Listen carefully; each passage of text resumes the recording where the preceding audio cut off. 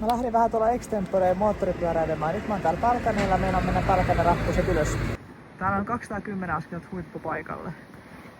Mulla on nyt mopokamat päällä ja reppu selässä, mutta enköhän mä nää jaksa. Ei mulla nyt pitäisi niin huono kunto olla. Sitten paitsi tää on tosi kivat kävellä.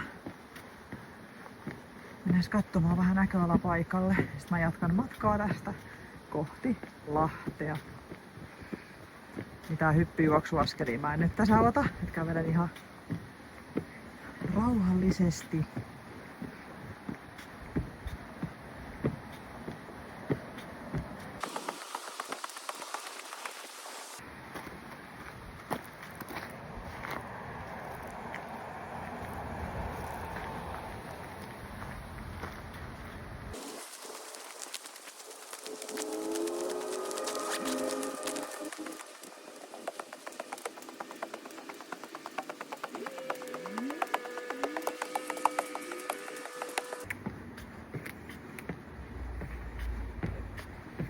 Nyt rupee askelmat jyrkkenee ja Alisa hengästyy.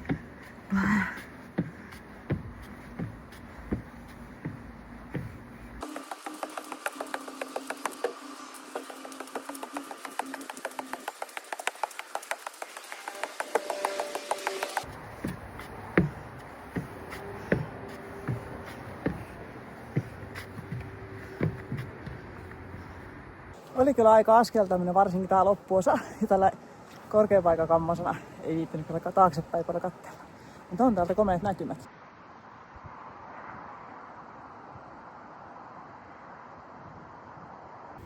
Nyt ollaan Mikkelissä. Syön omia eväitä. Säästää taas siinäkin noin 20 €. Puortin salesta ostin tämmösen ison possumunkin. Tän kun vetäsee vielä tästä omatekoisen pizzan päälle, niin jaksaa.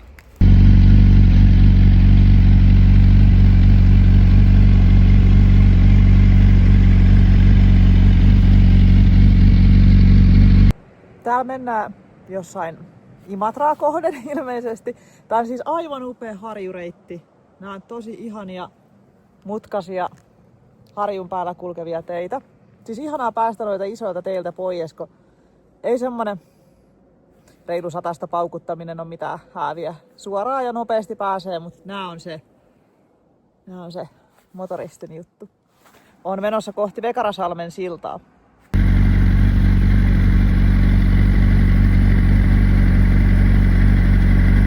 En tiedä kuuluuko mitään kauhean suhinavaa, mutta toi silta tuolla mun takana, niin se oli korkea. Hyi! Oikein meni kylmät väret, kun sitä pitkin ajoin. Aika hieno näköalat täältä on kyllä. Ollaan korkealla. Hyi! Tuossa sillan keskellä oli semmoset paikat, mihin olisi saanut mennä ihastelemaan näköalaa, mutta en mä pysty. Hyi! No niin, perillä ollaan majoituspaikassa. Tää on jossain... Mikäs tää mahtuu olla? Mä muistan nimeä, mutta Ruokolahden ja Imatran jossain välillä. Tuossa oli toi Stora Enson tehdas aika lähellä. 42 €. Tää on tosi siisti. Ja tännehän nyt mahtuisi vaikka kuinka monta ihmistä. Mä oon varmaan täällä yksi. Tai oli tuolla yksi auto.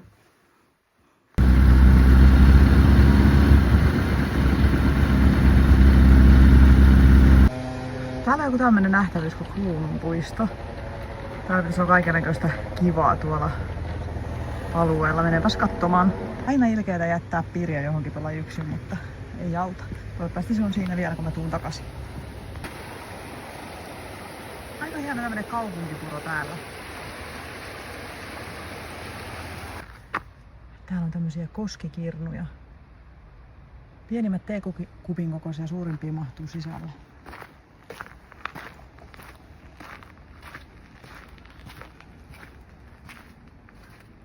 Ton mä en kyllä menis yrittämäänkään huijoako, jos sieltä ei pääsekään pois. Aika hienoja. Täällä on lisää näitä kirnuja. Siellä on tämmönen kiva pikkunen huvimaja. Aika hauskalla paikalla. Täällä on ehkä syystä siirretty nämä kaiteet vähän tännemmäs. Joo, siitä varmaan on hävinnyt vähän maata. Tuonne alas. Aika hienoja paikkoja on tällä ihan niinku taajamissa. joku hieno linna. Ja sitten mennään taas rappusia pitkin. Tää on tämmönen moottoripyörän selässä istumis- ja rappuskävelypainotteinen päivä. No ei se ole hyvä, kun on istunut vai niin välillä liikkuakin sitten.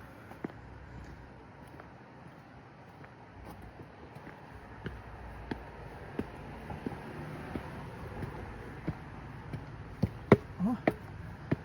Sitten tulee ihan keskusta. Siellä on muutama kivi poikineen. Sitten lukee Imatran impiveistys. Mennään katsomaan, millainen on Imatran impi. Siellä on Imatran impi kylvyssä.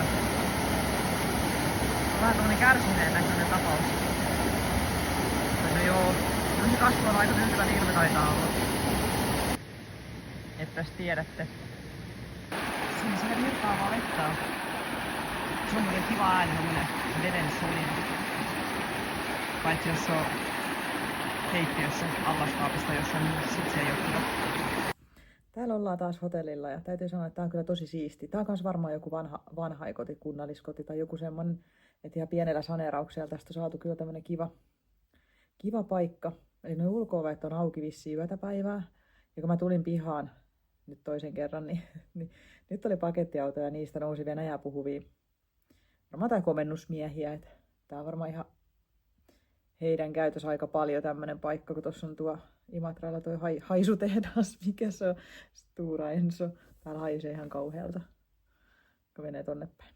Mut joo, mä olisin mennyt katsomaan vielä jotain taidepolkua. Mikä tämä nyt oli? Immelijärvi vai? Sen ympärillä on semmoinen, kun kyläläiset itse on tehnyt jotain taideteoksia sinne, mutta mun rupesi akku hiipumaan, kun mä etin kaikki kamat tänne, ei mulla olisi varavirtaa tai mukana, niin mä ajattelin, että mulla oli näin 19%, että en mä uskaltanut lähteä seikkailemaan, että mä löydän takaisin tänne, kun mä oon niin huono suunnistamaan. Joo, tää oli tämmönen toinen kerta repäsy tänä kesänä, kun mä oikein lähden johonkin. Kyllä se toisaalta sit harmittaa taas ne tekemättömät työt siellä kotona, mutta tässä on sitten huomisen jälkeen sadepäiviä taas luvassa sen verran, että silloin on hyvä aikaa tehdä niitä. Ja mulla alkaa koulu ensi maanantaina. Apua. Silloin jo. Ja sen jälkeen onkin sitten töitä jo. Et kyllä se kesä meni äkkiä. Ja toisaalta se kesä meni senkin takia äkkiä, että sitä niin odotettiin vaan, että koska se alkaa se kesä. Kun oli kauhean sateista kylmää ja sitten tuli kauheat helteet ja sitten taas sateet. Että oli tämmöinen tyypillinen suomalainen kesä. Saas nähdä, milloin talvi tulee. Ja mä odotan kauheasti jo talvea toisaalta, koska mulla on kauheat himot mennä kaatelemaan puita jo. Mulla on aika selkeä semmoinen kuvio, mitä Jaska kanssa ollaan mietitty. Hän on tietysti opastaa mua näissä asioissa, että mä en ole ihan täysoppinut vielä todellakaan. Niin on sen yksi pieni kuvio, mihin tehdään hakkuu sitten moottorisahalla. Teen itse. Ja sitten täytyy taas vähän polttopuurankaa kaataa. En itselleni. Toisin mä vähän myyntiin, ehkä. Katsotaan nyt. Energiapuut, jotain. Pakko päästä kaatelemaan ainakin puita. Vielä mun pikkumetsässä on jotain, mitä voi kaataa. Ja sitten vähän raivuutakin täytyisi tehdä siellä. Jaha, hyvää huomenta. Ja sitten aamupala naamariin ja seuraavaa paikkaa. Sitten vaan matka jatkuu. Ensin täytyy käydä pesemässä vähän kypärän visiiriin, kun siinä lensi ytikoita. Sitten laitoin vaatteita vähän enemmän päälle. Kaikki pitkät kalsarit ja lämpökerrastat ja muut, kun aamulla siellä on tämmöistä kosteita ja viileitä ajella. Mutta kyllä se päivällä sitten taas muuttuu lämpimämmäksi. Ja mukavan pitää ajella saatikka helteellä.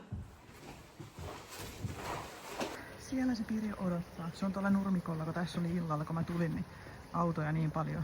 Yksi auto oli tuolla nurmikolla kanssa. Sitten mulla on mitä semmoista sopivaa tuonne jalan alle, ettei se painu syvälle nurmikkoon. Niin mä jouduin laittamaan hanskan ja nyt se on varmasti kylmä ja kostee. Hyi. Kaunis Immalanjärvi.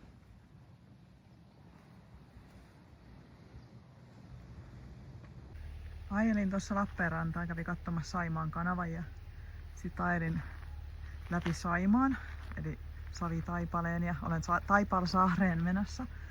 Tulin vaan kurkkaamaan ensin tänne Partakoskeen päin tätä Kärnänkosken linnoitusta. Aika mahtavat kivirakennelmat on. Ainoa vaan, että Tuossa oli tommonen työmaa, mutta täytyy jättää Pirjo tonne johonkin tiesivuun. En mä ihmettele, että ihmiset on rakastunut tähän Saimaaseen. Siis onhan tää aivan uskomatonta, kun vettä on siis joka puolella. Ihania idyllisiä saaria joka puolella. Täällä voisi helposti viettää aikaa viikon ja kuukaudenkin.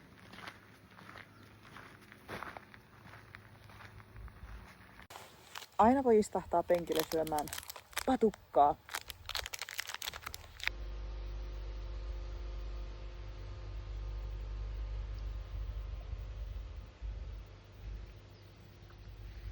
Miniloman teema jatkuu, eli moottoripyöräilyä ja rappukävelyä. No nyt ei ole kyllä montaa rappusta. Aika upeat maisemat täällä Lintuksen päällä.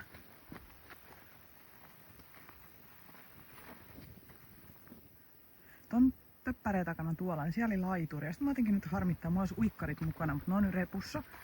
Ja reppu jäi ton moottoripyörän viereen, että en viitti hakea. Jääkö nyt sitten Saimaassa uiminen tältä kertaa. Ehkä sitten joku vuosi uudestaan. Täytyy välillä pysätä juomaan.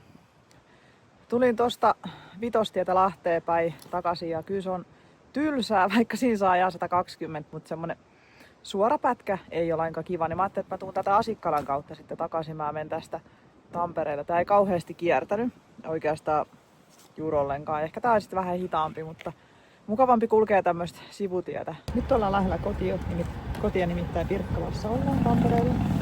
Pysäsin ABC:tä syömään ja tankkaamaan.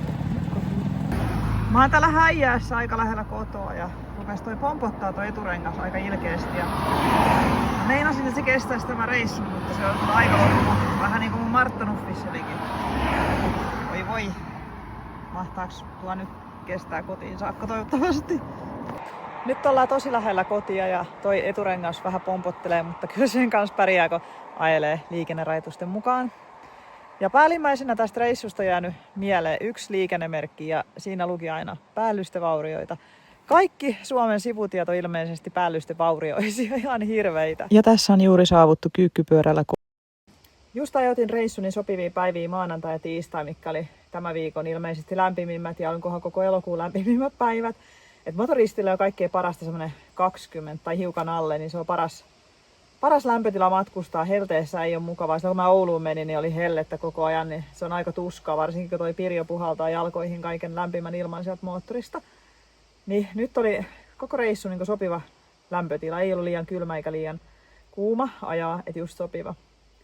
Ja sieltä Asikkalasta, kun mä lähdin kääntymään sinne Tampereelle päin, johonkin Kangasalalle päin, semmoista sivutietä, mä ajattelin, että en mä aja noita pitkiä, tylsiä, suoria teitä. Niin sitten loppui yhtäkkiä asfaltti ja siinä oli 7 asteen kulma nousu. Millä se sanotaan, kun mikki oli semmoinen varoituskyltti nousee. Ja se oli aivan täynnä nimismiehen kiharaa, semmoista oikein pompotusta. Ja mä ajattelin, että nyt toi mun rykköseni hajoaa sinne. Se oli kerta kaikki aivan järkyttävää. Tämmöistä hakkaamista. Mä vaan vaihdoin pienemmälle ja pienemmälle. Sitten mä ajattelin, että mä en pääsi ikinä tonne ylös, kun on semmoista oikein kunnon irtosoraa ja nimismiehen kiharaa ja tommonen muoviluoti. Ja no ei se mitään. Sitten kun päästiin sinne päälle, niin totta kai samanlainen pudotus siinä alas. Ja kyllä mentiin niin varovasti. Ja mä ajattelin, että kyllä nyt on ihan viimeiset kerran, kun mä menen ton Pirjon kanssa mitään tämmöisiä reittejä. Olen kyllä vakavasti harkinnut, niin kuin viime videossakin siinä Oulun jälkeen sanoin, että kyllä siirryn enduropyörään. Mutta ei ole nyt vaan ollut sellaisia 800 kessuja edes nettimuotoissa myynnissä juuri lainkaan. Et en mä tiedä mihin on kadonnut. No on ehkä niin hyviä, että ihmiset suostu niitä myymään pois. Kyllä ensi keväänä sitten viimeistään tulee vaihto kyseisen. Tai en mä tiedä saanko mä tuosta Pirjosta, mitä ei musta liikkeeseen kannata laittaa. Vanha pyörä silloin on ajettu kumminkin yli 70 000. Ja vaikka se toimii ihan hyvin, niin ei siitä hyvitetä varmaan, kun se tonnin pari, jos mä ostan liikkeestä. Niin ei kannata siihen hintaan sitä tuupata mihinkään. Ja yksityiselle mä tiedän, kannattaako musta oikeastaan myydä sitä pois. Jättää sitä ton talliin ja käyttää sitä semmoisena kyläpyöränä sitten, kun täytyy yhtäkkiä piipahtaa jossain, niin ottaa sen sitten käyttöönsä. Niin ja jos teitä kiinnostaa, mitä tommonen pikainen pikku miniloma kustansi, niin mä otin toi kaikki tarkkaan ylös, mitä tuli maksamaan. Mä yllätyin vähän itsekin, että aika edullisesti että pääsee, tai edullisesti, mutta kuitenkin. Mä ajoin semmonen noin 1100 kilometriä ja olin yhden yön pois. Ja majoitus maksoi 42 € Bookingin kautta. Se oli tosi siisti semmonen Immalanjärven hotelli. Suosittelen kyllä muillekin. Oli tosi hyvin kaikki hoidettu ja oli siistiä, rauhallista, vaikka se olikin täynnä komennusmiehiä. Eli majoitus maksoi 42 €. Ja polttoaineisiin meni 97 € ja 35 senttiä.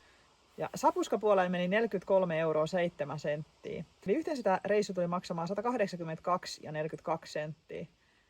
Eli mun mielestä ei kauheasti. Bensat oli alle 100 €. Toi Pirjo ei kauheasti vie. Se vie matkassa 5 litraa 100-sella, jos ajat nätisti. Jos ajat nätisti. Ei yhtään revitellä eikä kaahita, ei mitään, ohituksia eikä mitään. Joka tapauksessa ei se vie kauheasti polttoainetta.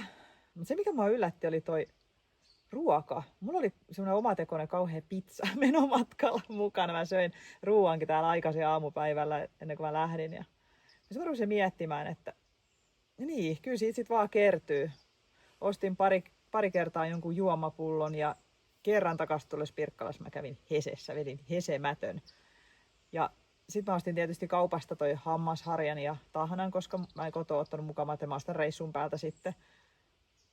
Ja sitten ostin jotain rahkaa, banaania ja tämmöisiä, niin niistä kertyi se reilu 40.